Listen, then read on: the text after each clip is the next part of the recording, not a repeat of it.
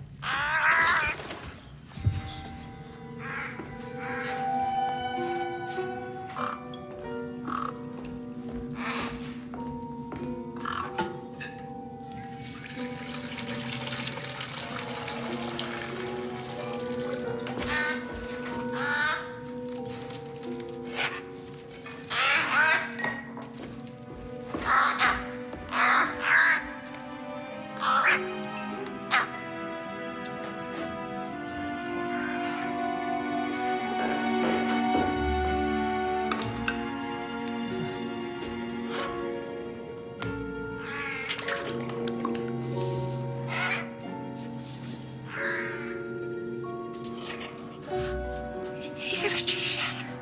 No, he smells too nice.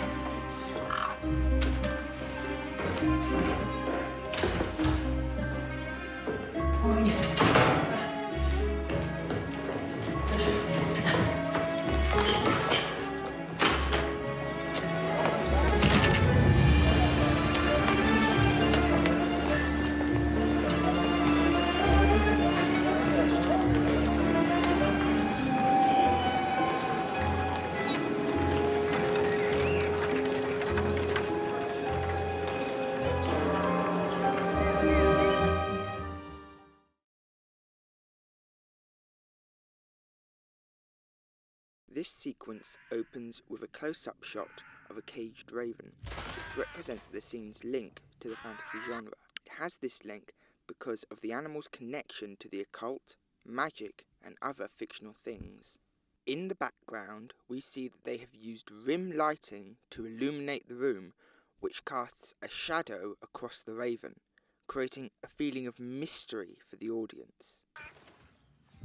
Slow orchestral music plays in the background, intensifying the feeling of mystery in the scene.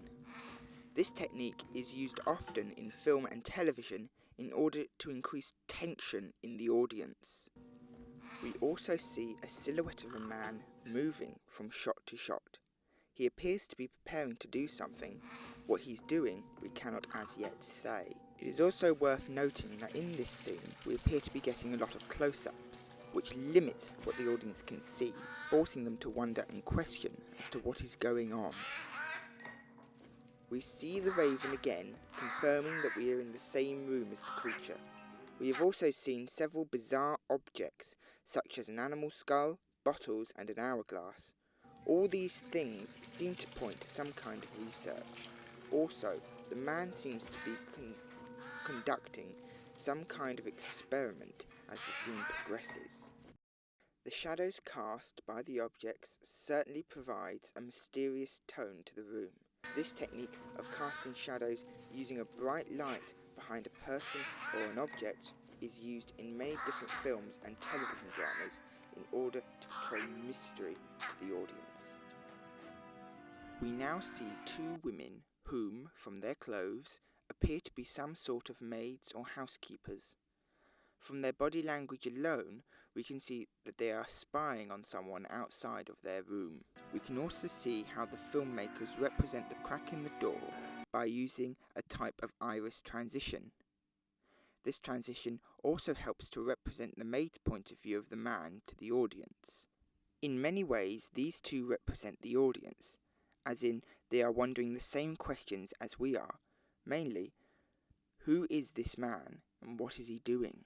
It is also worth noting that the position of the camera in this shot is more of a stylistic choice and only helps to portray the two women's curiosity towards the audience.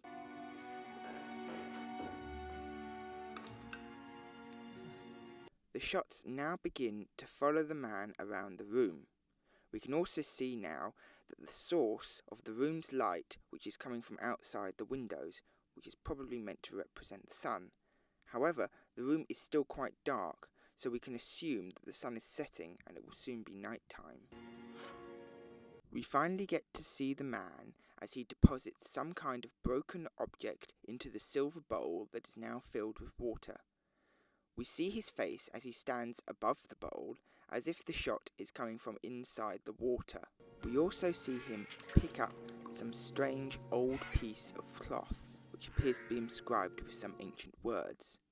Combining this with all that we have seen so far, suggests that this man is some kind of sorcerer or magician. This is confirmed as much when we cut back to the maids and one of them says that he is a magician. He's a magician. No, he smells too nice. We now see the man perform several actions which suggest that he is casting a spell. We get a few different shots of this so that the audience can understand what's going on and keep up with the pace of the scene.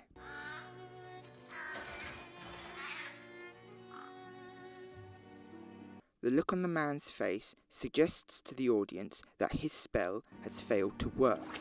He then removes the broken object from the bowl and places it with several other broken objects. This also suggests to the audience that this man has cast the spell before and each time it has failed. Through the maid's point of view, we see the man prepare to leave the room. The maids quickly back up from the door and act as though they have not been spying on him.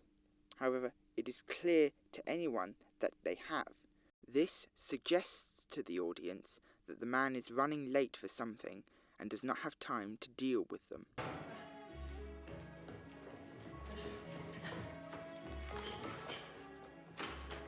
It is worth saying that the idea that servants and maids listen in on their master's conversations and see what they are up to is something that has long followed popular TV and film dramas.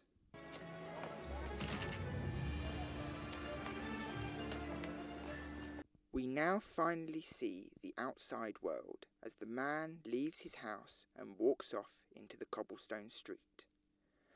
The design of the buildings and the style of the people's clothes suggests that the scene takes place between the 18th and 19th centuries. The eerie music slowly begins to change into something a bit more upbeat. This signals the end of this scene to the audience and the beginning of another.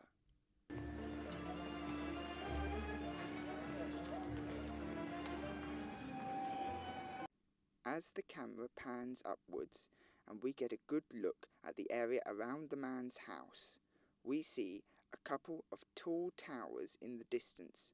We can also hear a bell chiming, which suggests the towers are a part of a church of some sort. The man appears to have walked into the direction of this church. Is he going there? Is he meeting someone? What will happen next? These are all questions that the audience asks themselves as the scene comes to an end.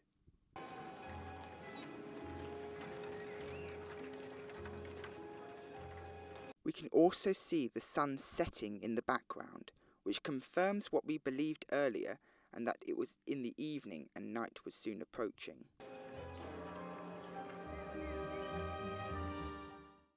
And that's the end of this analysis and deconstruction of the TV drama Jonathan Strange and Mr Norrell. I hope you found this informative and now have a better understanding of what goes into making a scene. I will return. His words, sir, not mine. I will return.